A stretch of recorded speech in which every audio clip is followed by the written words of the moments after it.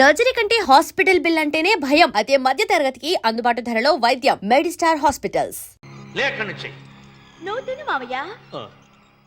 ఏ ఇంటికి నా కోసం వచ్చావు, నిన్ను నేను గౌరవించుకోవాలి కదా. అది మా నాన్న కూర్చుని ఉయ్యాల బల్ల. ఆహా, రేపు ఆయన చచ్చిపోతే ఎవరు కూర్చుంటారు? ఆయన బూడిద పోసి పెడతారా? సులోచన లేడు, ఎందుకు అలా అరుస్తారు?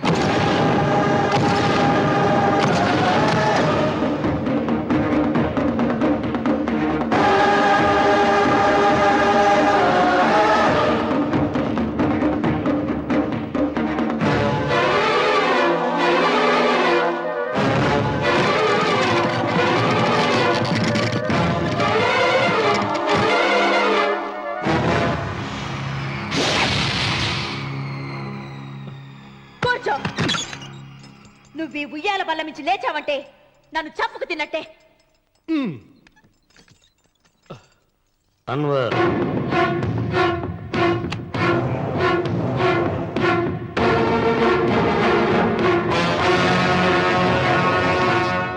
నువ్వు కూర్చో మావయ్య. సులోచన, బుద్ధి లేకుండా ప్రవర్తించకు.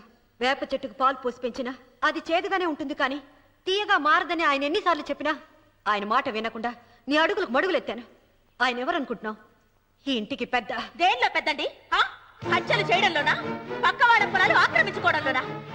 వీధిలోకి వెళ్లి పసిబిడ్డని అడిగినా చెప్తాడు ఆయన ఎంత నీచుడో హంతకుడోనని.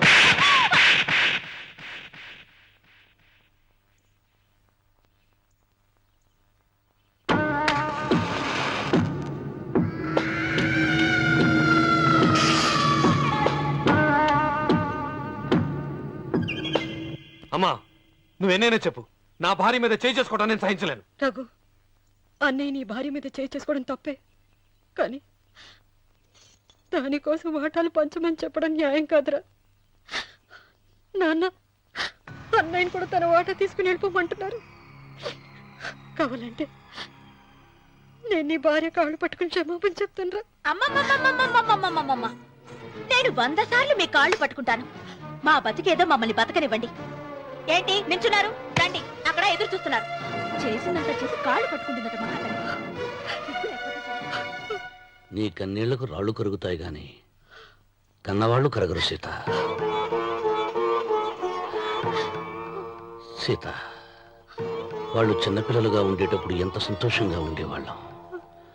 వాళ్ళు పెరుగుతుంటే ఆ సంతోషం తరిగిపోతూ ఉంటుంది. వాళ్ళు మన భుజం దాటి పెరిగాక ఇక గడప దాటి ఎప్పుడు వెళ్ళిపోతారా అని ఎదురు చూడటమే మన పని. బాధపడ.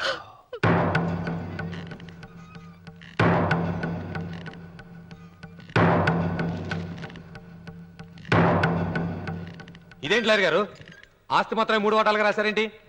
అమ్మ నగలో నాకు వాటా ఉందిగా. ఆ నగల గురించి కూడా దీంట్లో రాయండి.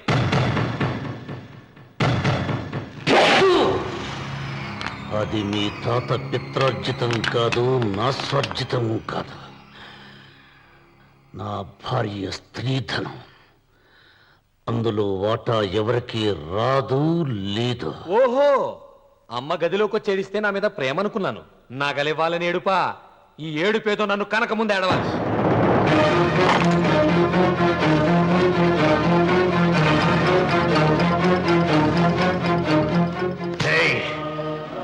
నీ అమ్మను ఎంత మాట అన్నావురా?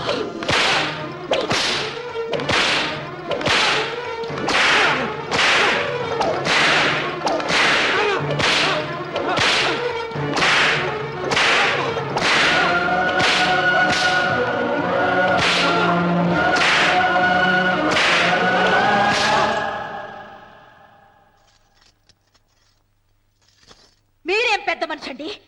పెళ్ళైన కొడుకుని కొడతారా? ఆస్తి కూడా ఇష్టం లేకపోతే ఇష్టం లేదు అని చెప్పండి. కూలి చేసుకుని బతుకుతాం, లేదా ఆలయం ముందు అడుక్కు తిని బతుకుతాం.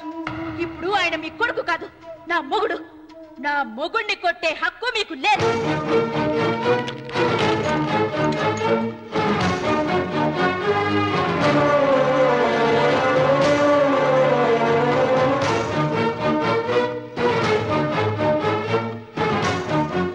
రఘు, నీకు కావాల్సింది ఈ నగలేగా, తీసుకొచ్చాను, తీసుకోరా. వద్దమ్మా, వద్దు. కాదన్నయ్య. వద్దమ్మా, నా మాట విను. ఒక తల్లి కడుపున పుట్టకపోయినా నన్ను అన్నయ్య అని పిలిచావు. నా ఇల్లు నీకు పుట్టిల్లమ్మా. ఆడబడుచు బతికుండగా పుట్టిన నగలు పంచడం శుభం కాదమ్మా, శుభం కాదు. రే రఘు, ఆ నగలి బదులుగా నా పొలం, నా ఇంట్లో ఉన్న బంగారంతో నీకు ఇచ్చేస్తాను, తీసుకెళ్ళిపోరా. అలాగే లాయర్ గారు, అవి కూడా రాయండి.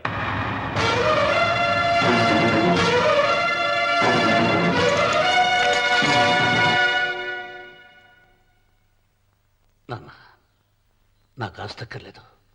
నేను మీతోనే ఉంటాను. మరదల్ని కొట్టే సంస్కారం ఉన్న కొడుకుని ఇంట్లో ఉంచుకునే సంస్కారం నాకు లేదు. వెళ్ళిపో.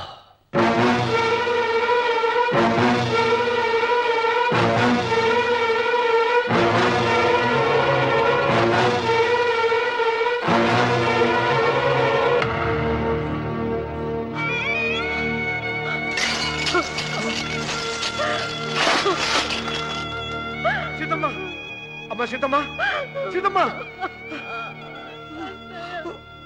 ఒరే రావుడు, నాకేదో భయంగా ఉందిరా. ఆ దేవుడి శాపం తగిలింది, లేకపోతే నీ కుటుంబం ఇలా ముక్కలైపోవటం ఏంటి? నా మాట విను, వెళ్ళు. ఆ శివలింగాన్ని తిరిగి తీసుకొచ్చి యథాస్థానంలో ప్రతిష్ఠించరా.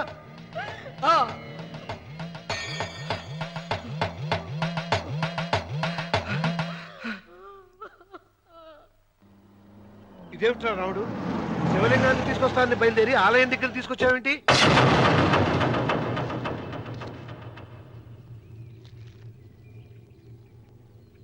ఎలారా ఈ ఆలయాన్ని పడగొట్టాలి? ఎప్పుడురా సంబశివరావు పొలం నా సొంతం అవుతుంది?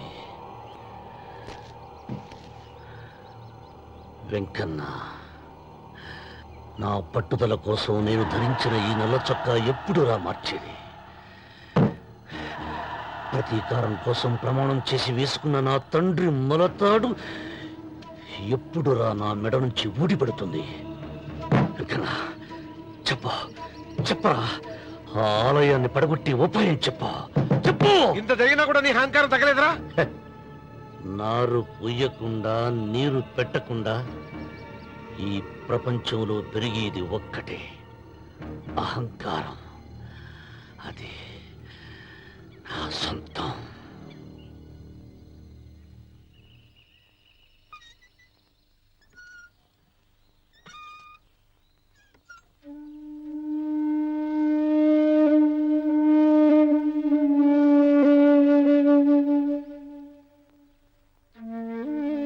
పిల్లలు వెళ్ళిపోయారు, కోడళ్ళు వెళ్ళిపోయారు.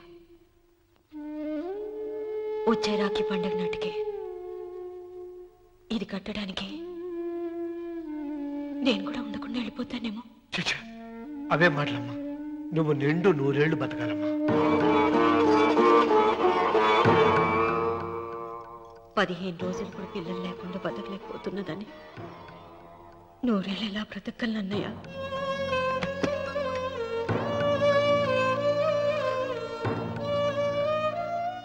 వీటి కోసమేగా మా పిల్లలు ఇద్దరిని ఇంట్లోంచి వెళ్ళగొట్టారు.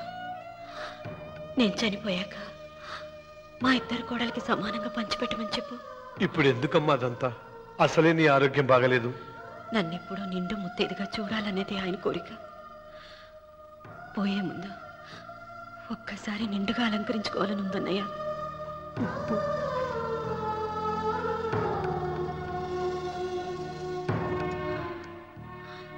ఈ అన్నయ్య లేకపోతే నా ఈ కోరిక తీరేది కాదు.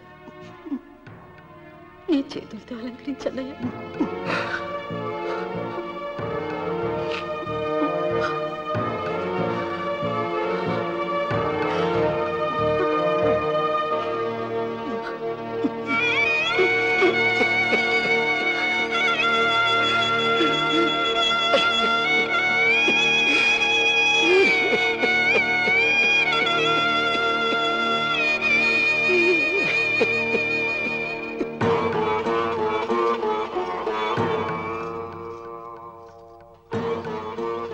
ఏమిటి సీత? వడ్డానం పట్టట్లేదు, సరిగ్గా పెట్టండి. పేరంటానికా? భర్త ముందు అలంకరించుకుని కూర్చోవడం కంటే ఆడదానికి వేరే పేరంటే ఉంటుంది చెప్పండి. ఏమండి, మీరు ఉత్తమ జాతి స్త్రీ రెండో కోరిక కోరదు అన్నారు. అందుకే మిమ్మల్ని అడగలేకపోయాను. కానీ చనిపోయే ముందు నీ ఆఖరి కోరిక ఏమిటి అని అడుగుతారు. నా ఆఖరి కోరిక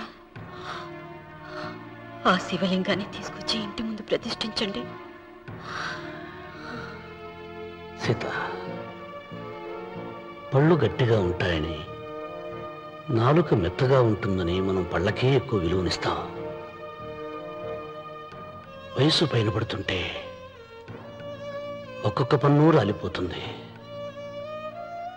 వయసు పెరుగుతున్న కొద్దీ ఒక్కొక్క బిడ్డ దూరం అయిపోతాడు. కానీ నాలుక మాత్రం భర్తకు భార్య లాంటిది, భార్యకు భర్త లాంటిది. బ్రతికినంతకాలం తోడుగా ఉంటుంది. బిడ్డలు దూరం అయిపోయారని ఏదోదో మాట్లాడుతున్నా. సీత, నా మీద కోపం వచ్చిందా?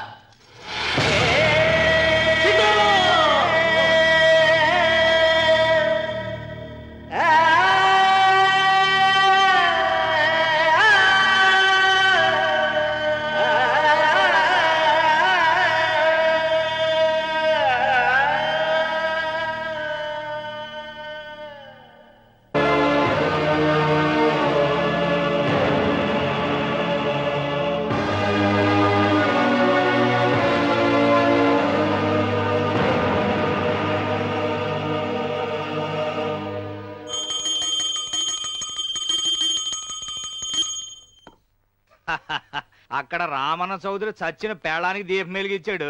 ఇక్కడ ఈయన అమ్మూరికి ఆరతిలిగిచ్చాడు. నేను ఆ రోజే చెప్తేనే అది చాలా మహిమగల శివలింగము, దాని జోలికి పోతే సర్వనాశనం అయిపోతాడని. పిల్లలేమైనారు? ఇల్లు వదిలిపోయినారు. పెండ్లాము లోకం ఏడ్చిపాయ. ఇక రామన్న చౌదరితో పాటు ఆయన వంశం కూడా గబ్బులేచిపోతాడు. ఒకవేళ భయపడి ఆ శివలింగం మళ్ళీ యథాస్థానంలో పెడతాడేమో. పెట్టడు. పెట్టాలని ప్రయత్నిస్తే ఎట్లా ఆపాలనో మనం చూసుకుందాం.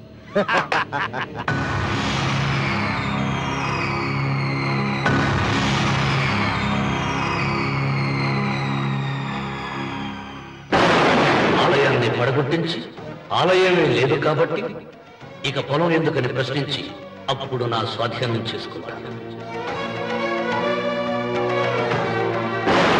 అమ్మవారి ఆలయాన్ని నువ్వు తాకలేవు.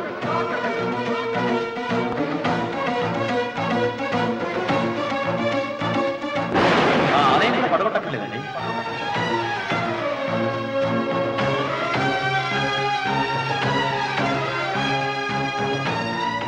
నీ వంశం నిర్వంశమైపోతుంది.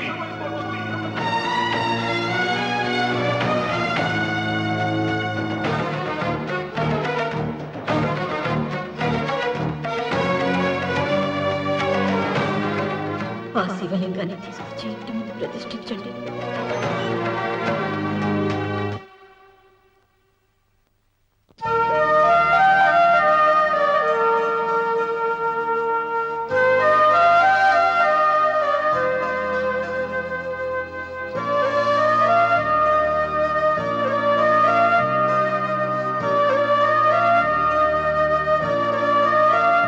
రావుడు, 6 నెలల తర్వాత నీకు శుభవార్త. నీకు మనవడు పుట్టాడు రా.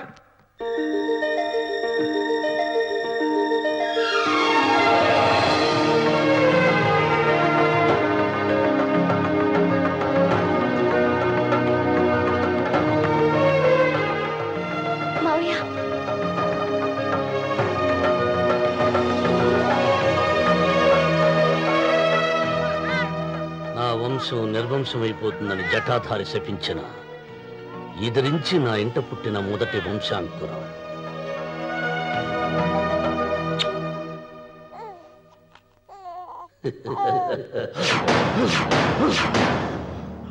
నవ్వుతున్నాడు. ఆ రమణ నవ్వుతున్నాడు. మళ్ళీ నవ్వుతున్నాడు. వాడు నవ్వుతున్నాడు. వారసుడు పుట్టాడని హాయిగా నవ్వుతున్నాడు. వాడి ముఖంలో ఆనందం కనిపిస్తే నీ జీవితంలో నిప్పులు పోసుకున్నట్టే. తెలుసా? నా అనుమానం 3వ వాట కింద తను ఉంచుకున్న ఆస్తి, అంతస్తు, నగలు అన్ని అన్ని అన్ని ఆ పెట్టి రాసిస్తాడు. తెలుసా? మొన్న డాక్టర్ పరీక్షించి ఏం చెప్పింది నీకు? పిల్లలు పుట్టే అవకాశం చాలా తక్కువగా ఉంది అని చెప్పలేదు? చెప్పు.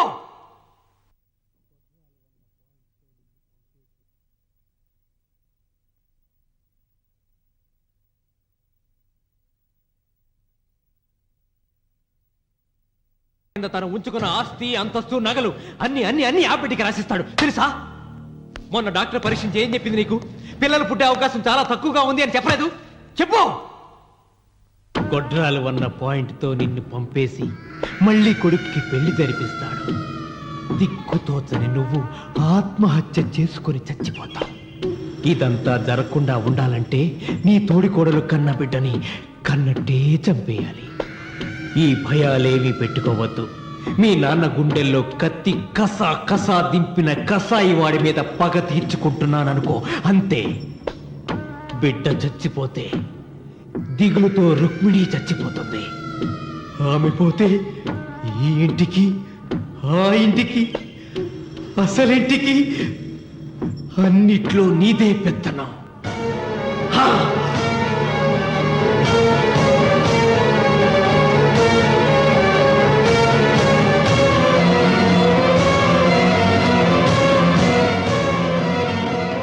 నాకు చిన్న సాయం చేయాలి, చేస్తావా? ఏంటమ్మా? బిడ్డకి పాలల్లో విషం కలపాలి. అయ్యో, నేను నడ్డాను కాదమ్మా.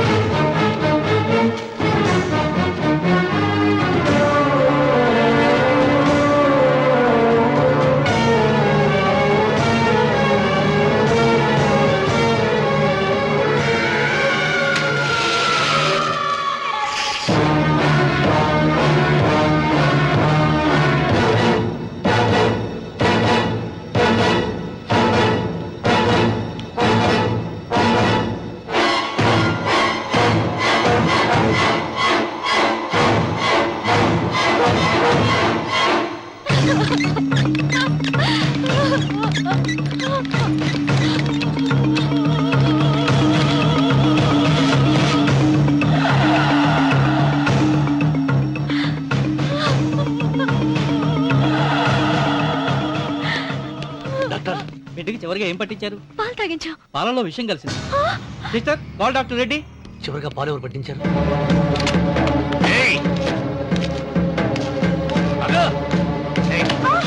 పాలలో ఏం కలిపావు? నాకేం తెలియదు బాబు. నిజం చెప్పు, లేకపోతే చంపేస్తా. చెప్పదు బాబు. మీ మరదలే డబ్బిచ్చి బాబుకు పాలలో విషం కలపమని చెప్పింది.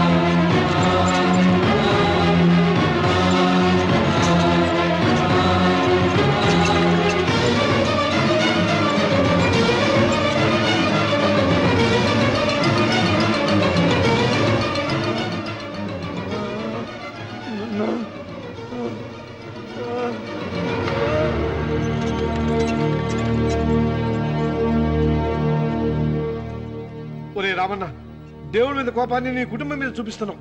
కింద జన్మలో చేసిన పాపం వల్ల నీ తండ్రి అలా అయిపోయాడు, కానీ ఈ జన్మలో చేసిన పుణ్యానికి కాదురా. దేవుణ్ణి చూపించు అన్నావు. నీ కనుపాపంతో ఉన్న సూర్యుడినే కన్నెత్తి చూడలేని వాడివి అసలు దేవుణ్ణి ఎక్కడ చూడగలవరా? రామన్న, శాపాన్ని ఎదిరించి పుట్టాడని గర్వపడిన నీ మనవడు ఇప్పుడు చావు బతుకుల్లో ఉన్నాడు రా. గాయపడిన నీ రెండో కొడుకు ఇక్కడ చచ్చిపోతే నీ పెద్ద కొడుకుని ఉరి తీస్తారా? కొడుకుల్ని, కోడల్ని, మనవణ్ణి, భార్యని అందరినీ పోగొట్టుకుని నువ్వు ఒక్కడమే బతికి సాధించేదేమిట్రా? శివలింగాన్ని ప్రతిష్ఠించమను అన్నయ్య అని నన్ను బతిమాలి నిన్ను ప్రాధేయపడి తన ఆఖరి కోరిక తీరకుండానే చచ్చిపోయింది నా చెల్లెలు. బ్రతికుండగా నీ భార్య కోరిక తీర్చలేదు. కనీసం ఆవిడ ఆత్మశాంతికైనా ఆ శివలింగాన్ని తిరిగి తీసుకొచ్చి మళ్ళీ ప్రతిష్ఠించరా, ప్రతిష్ఠించు. ఆ శివలింగాన్ని తీసుకొచ్చి ఇంటి ముందు ప్రతిష్ఠించండి. నీ బిడ్డని కాపాడుకోవడానికి కొద్ది గంటలే టైం ఉంది. శివరాత్రి ఘడియలు ముగిసిపోతే నీకు పశ్చాత్తాపం మిగిలిపోతుంది తప్ప వంశం మిగలరా. వెళ్ళు, త్వరగా వెళ్ళరా.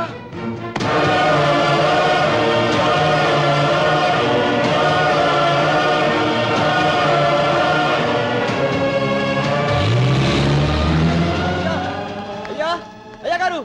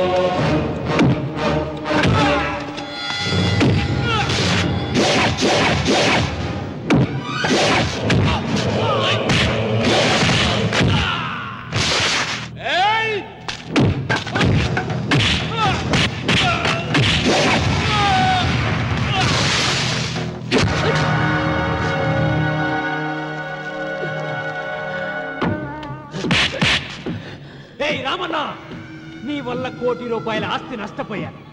నేను ఇష్టపడిన సీతను నాదానిగా చేసుకోలేకపోయాను. నిన్ను నీ వల్ల 14 ఏళ్ళు శిక్ష అనుభవించాను రా.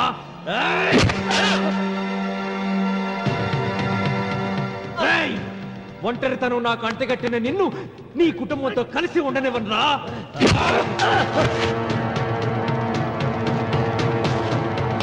నిన్ను చంపి నా పగ తీర్చుకుంటాను రా.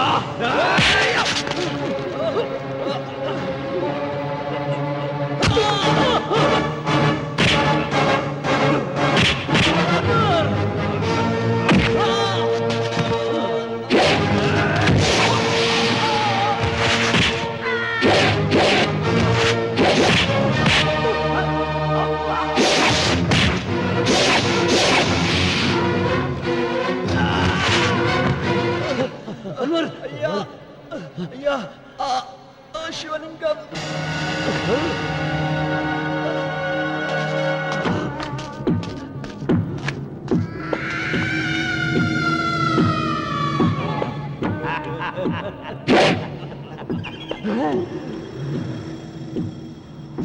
ఏయ్, రాయలసీమ రామన్న చౌదరి, ఇప్పుడు చూస్తా నిన్ను ఏ దేవుడు కాపాడతాడో.